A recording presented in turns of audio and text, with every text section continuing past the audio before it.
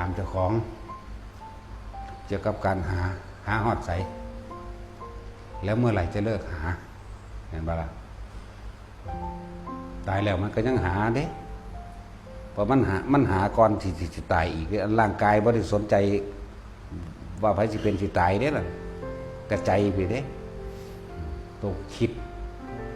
ดหาก่อนที่จะตายแล้วก็ไปหาอีกก็ตายไปหาอันสิ่งที่คิดหานั่นแหละตัวจิตไปแล้วร่างกายใจขาดปุ๊บไปหาสิ่งที่คิดหานั่นแหละเมื่อสิ่งที่คิดหาแล้วเกิดอารมณ์พอใจบ่พอใจไปหาพบเกิดนั่นแม่นบ่ล่ะเมื่อได้เกิดแล้วก็หาต่อเด้จบบ่เป็นนั่นแหละธรรมะคือความจริงที่เฮาได้ยินได้ฟัง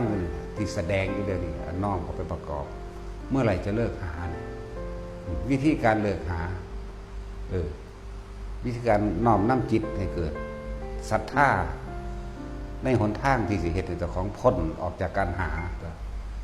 เพิ่นก็สั่งสอนแสดงอยู่แล้วพระพุทธเจ้ามักมีองค์8สัมมาทิฏฐิความเห็นตามความเป็นจริงเนี่ยบ่ล่ะก็เห็นว่าสัตว์โลกเป็นไปตามกรรมก็เห็นว่า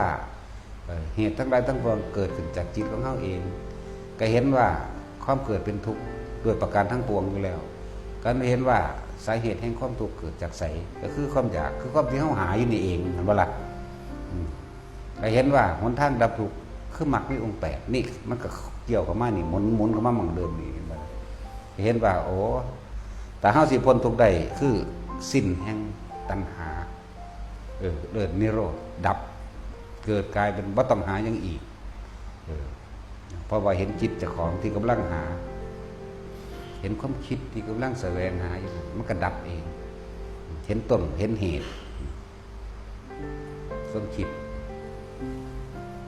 ก็เรียกว่าเห็นอริยสัจก็ว่า